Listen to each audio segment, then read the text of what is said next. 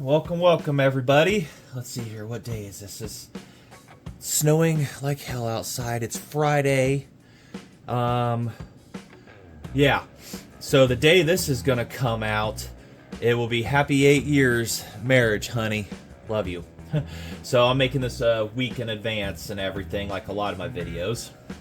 So, last video I showed the plan of what we're gonna do. If you didn't do that, go check that out. It's last week's video.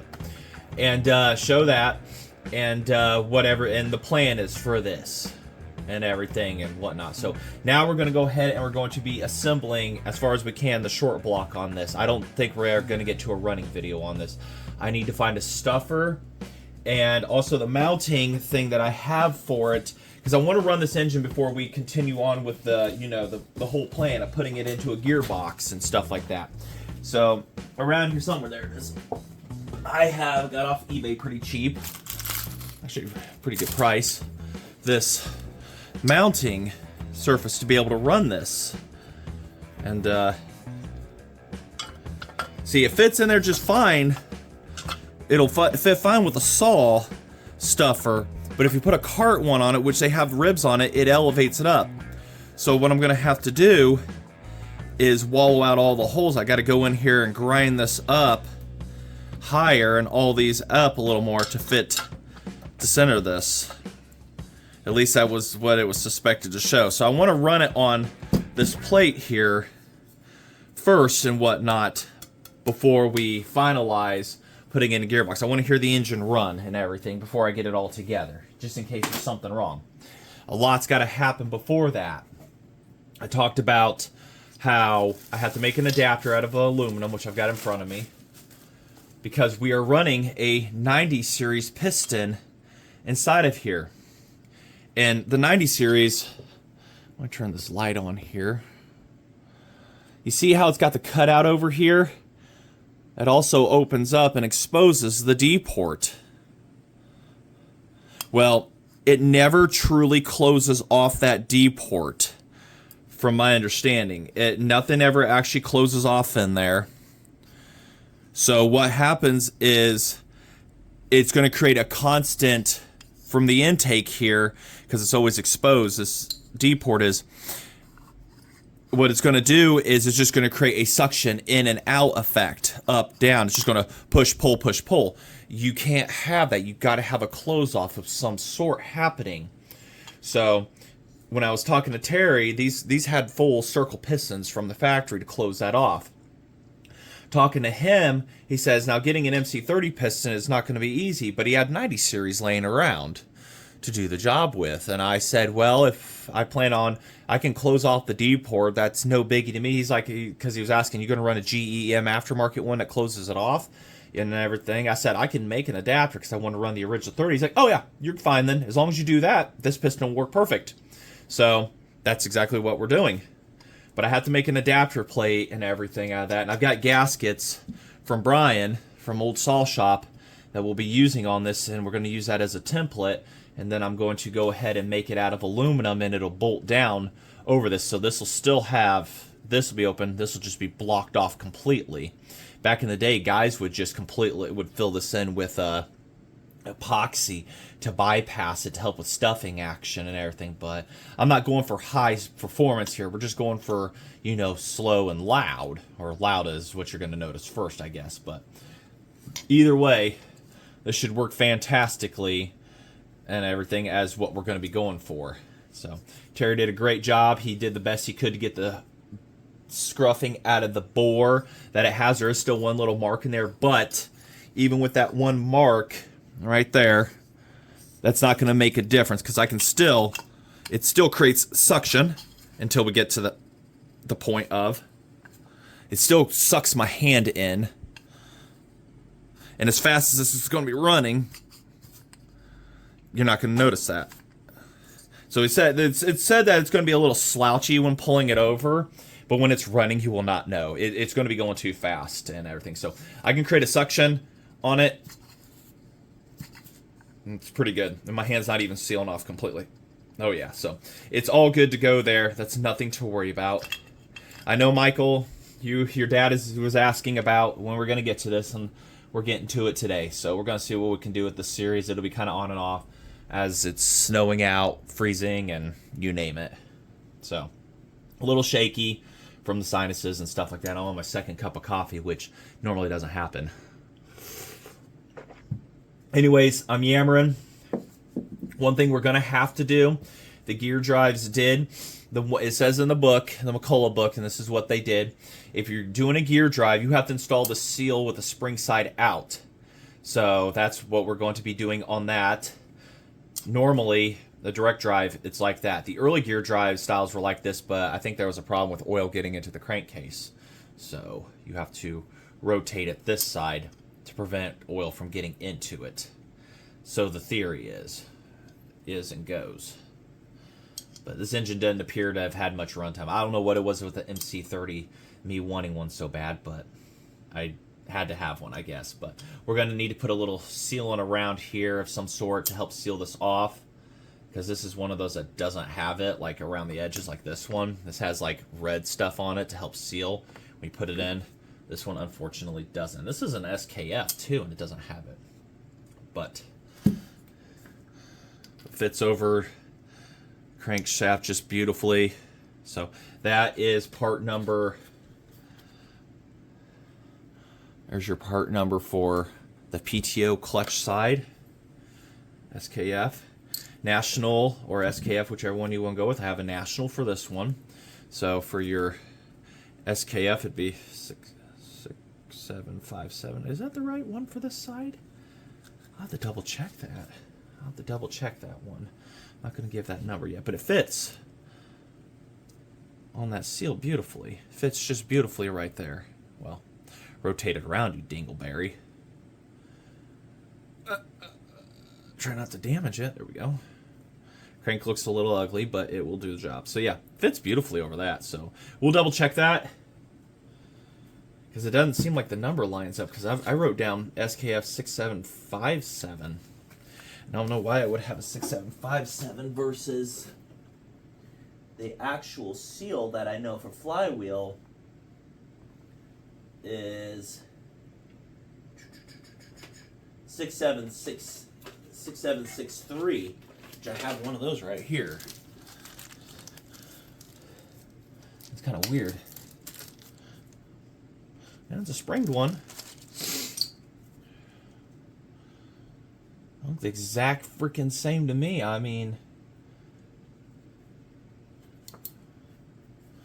might go with the sure thing here that I know for a flywheel side. Yeah, same fitment and all. Yeah, they're the exact same dang old things. So we'll run the National on this. If it becomes a problem, then we can always change it out. So we'll keep that. Keep our sure thing put up here now, because this technically is going to go on a different saw, but I need to get more of them. And man, after COVID, the price of seals, they went from like $5 to $15. What the heck? So, all right, I'm yammering. This is probably going to be like a pretty quick time lapse, snap into hopefully shorter video, maybe a half hour. I've already gone for 8.5 minutes now and everything, but thanks for listening to my rants and everything. So I think we've got everything, all the nuts and bolts in that need to be. This uses an O-ring, and I don't. Oh, there is an O-ring on that. So that is a side cover for this. Well, it's the one that came with it at least, so worry about that in a little bit. Doesn't look like it's in too bad a shape. See what we can get assembled here. Like I say, just get a video out. Also, new old stock, 24 plus 1, 25 pieces for the rod bearings, caps in here and everything for MC30. This is a new rod for a 90 series right here, so it's got the oil cut out right there so it can lubricate. So it should say very well lubricated with cloths in it. All right, I'm yammering. Let's go ahead. Let's get stuff put together here.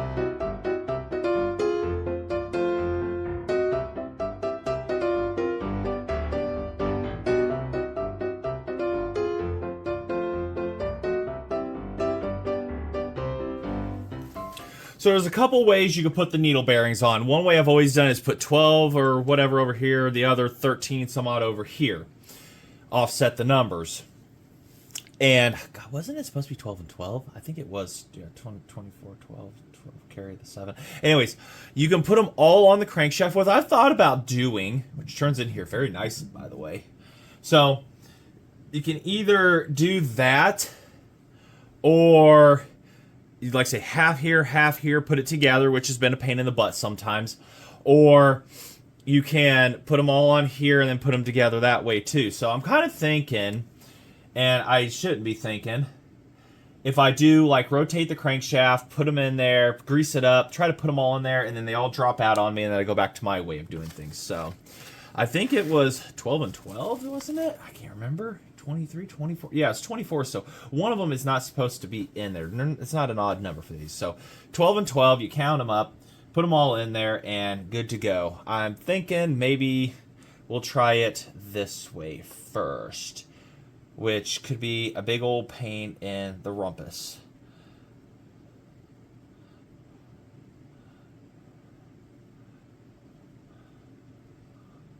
Oh, yeah. Just put the grease all over the damn place. Yeah. This is how you put the needles in, by the way.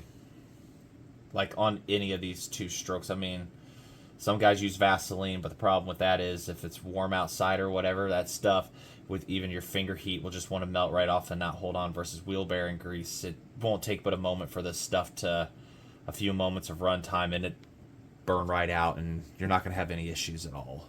It just won't cause any problems. So I was told one way, the other. I'm going with this because the Vaseline has failed on me a couple times. So all right, we'll put 1, 2, all of these right here, but we're still going to count them out. 3, 4. That's working out pretty good. Because one thing I got to do, and I probably should have just done, is put the piston in. You got to orientate this correctly, all right? It's a no-brainer. The close side is going to the exhaust. So, also, your dot, you got to line those up, guys. All right? You have to do that correctly. They are, because see how from the factory they break them. They're split, broken like that. It is a perfect match every time. You don't line those up, you're going to have a bad day. These, you can't even interchange these caps. They belong to each other forever. You know, it's like a husband-wife kind of deal thing. You're together forever, all right? So just got to pay attention, take your time, and don't screw shit up. That's easier said than done, though. But yeah, this is the good part about open-topped ones is open heads. Removable. You can put the piston in quite easily. Nice little thin ring piston too, so it should spin up pretty good. Which is how I put it in before. There we go, there's one ring. Now this is not going to damage it, despite popular belief.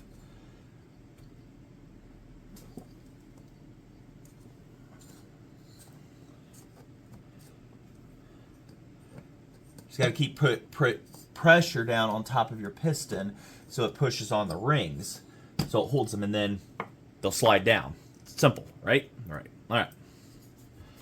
So now we can push our piston, clock it a little bit properly. Well, we can just do that, and then try to rotate and put all of our needles in, which I'm thinking this is going to be a terrible idea now that I look at it, how well everything's wanting to hold together and get in each other's ways.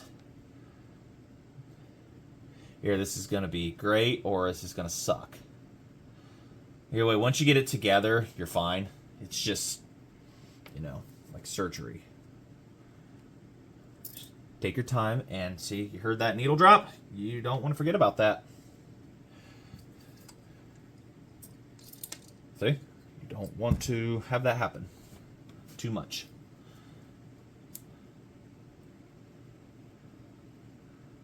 Or we can just like, oh, there we go. I need my pliers for this. I wonder if I could just like push the needles around carefully. No, this is telling me this was a bad idea. And that one doesn't want to come out because it's completely caked in grease. Maybe I should have just done it the tried and true way. Know what I mean? Oh, there it is. Oh, there it is. It's on my hand.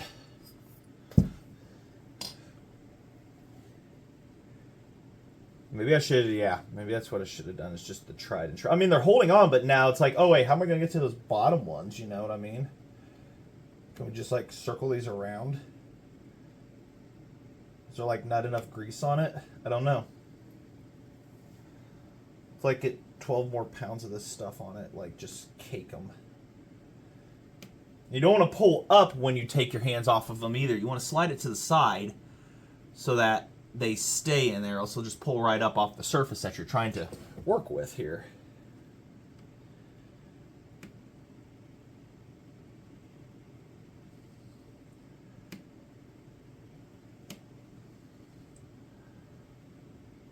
Some hardcore guy out there has already like done this 12 times over. Yeah, see, another one just dropped on me. 2 of them. Oh, a whole bunch of them.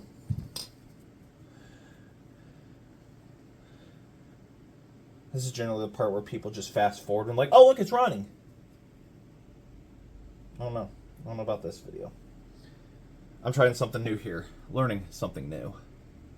And this learning process is probably one of those constructive criticism, like, don't do it this way kind of things. Probably should have just done it the traditional way I was doing it being done. I've got half of them in. We just got to squeeze the rest on here with a ton more grease to help hold. You don't want any of them cockeyed either. That would be bad stuff happening all day.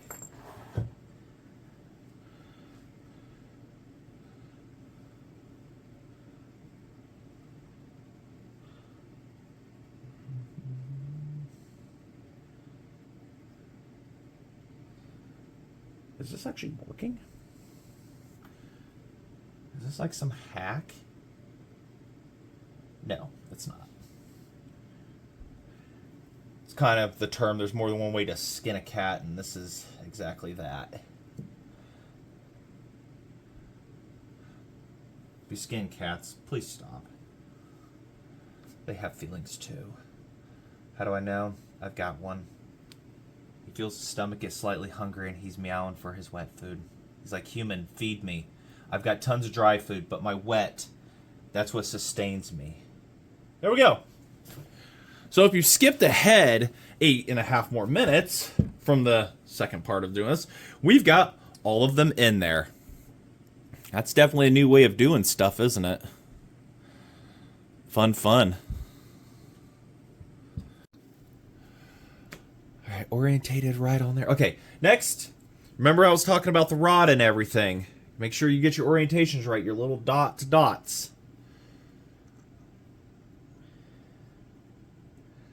So carefully get these started. We're just going to finger tighten them. We're not going to crank on them. See, that one just with the spinning action of this. 90 inch-pounds is what we're going for. Because the man himself, Terry Ives, right there. Torque rod bolts to 90 inch-pounds. All right, written in red. He made sure to get his red pen out and, you know, ensure you do that. So, make sure your tools are seated in there. Nice little snug. Let's go to 50 first, shall we? Because it's a number that's on here. So go to 50.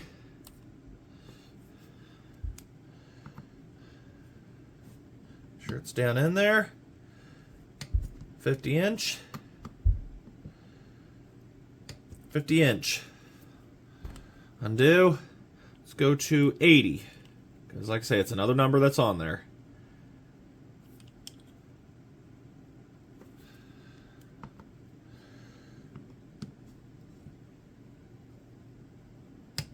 Click.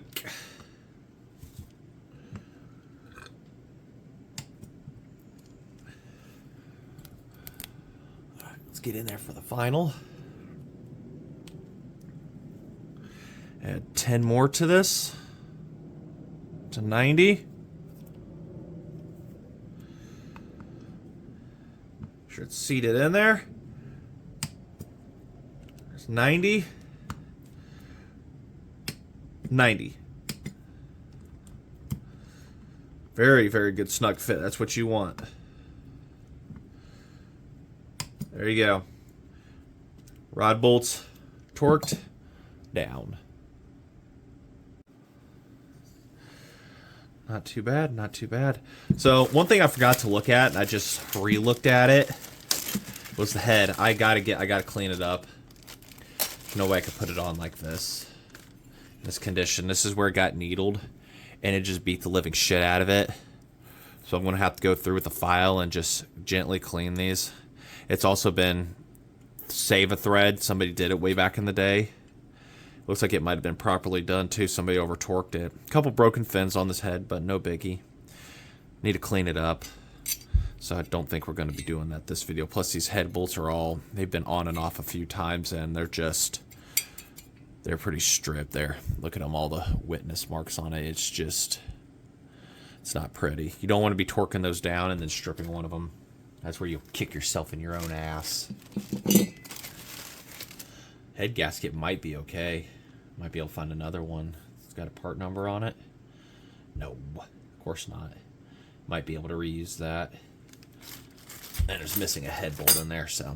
Side cover, we'll take a quick peek at it. These sealed with an O-ring, but I'll still put some sealant around it just to be safe. A little bit of something at least on the outside of it. The points are there. They look pretty good. Minor corrosion. Somebody painted them silver. I might have actually, I know I have a set of points for this and everything. We might, yeah, these might just clean up just fine. Don't feel very aggressive. Like, they don't want to snap back unless you do that. Other than that, if you go real light on it, but that might just need a slight bit of oiling on it. The shaft there might be corroded. Don't know if the condenser's any good, but it's in better condition than a lot of Saw ones I've seen. That's for damn sure. Minor cleanup of stuff and everything. Get seals put into it. Seals are missing, but this is our seal that's going to go in. And I can see now I'm going to have to, well, by the time we pound it in, everything will seal up. And what I'd use for the other seal over here, I forgot to mention, I use some seal all around it, let it tack up, and then I use my super large Thor hammer. That you saw how the other how the hammer was trying to fit inside the socket there. Well, this is bigger than that. So this is like a really good seal driver. I mean, you hit with intent, it's going to hit evenly. So that's my seal driver. I like it a lot. But I think that's all we're going to do for this short little video. Like I say, I have a head cold, and it's taking a lot to even get this far. Like I said, I probably sound like crap in this video, but I wanted to get something out. Like I said, wife and I are going out tomorrow, Saturday, and I don't know what Sunday is going to bring on stuff. I know I got to work the 24th, and she has to work the 25th, so that's why we got to do stuff this weekend. Try to get as much content out for you guys, but as far as we can go for today. So just want to say thanks for watching. Any comments, let me know. I enjoy reading them and everything and whatnot. It's pretty nice. Seems like you guys like the shorts videos, so I will keep putting them out. Little sneak peeks of this might come out and everything. So, all right, I'm Yammering. Thanks for watching, everybody. Like, comment, subscribe. Please consider doing that. It really helps the channel and stuff like that. Like, say, all the money that I get from this goes right back into this hobby. It bought the heater that's behind me. So, and then I had another one, and it's all going right back to this. This is where it goes to. It's going back to the motorcycle back here. It's going to this. It's you guys that are keeping this going, funding-wise, you know, on top of me and everything, too. But I'm doing this out of hobby, fun, education.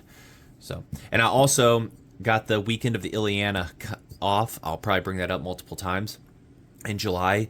July 19th, 20th, and 21st is when that is. It's a 3-day event. I will be there that Friday and Saturday. So I already got work off for that Friday, requested off. So should be solid gold there. So, all right, I'm Eamon. Till then, thanks for watching.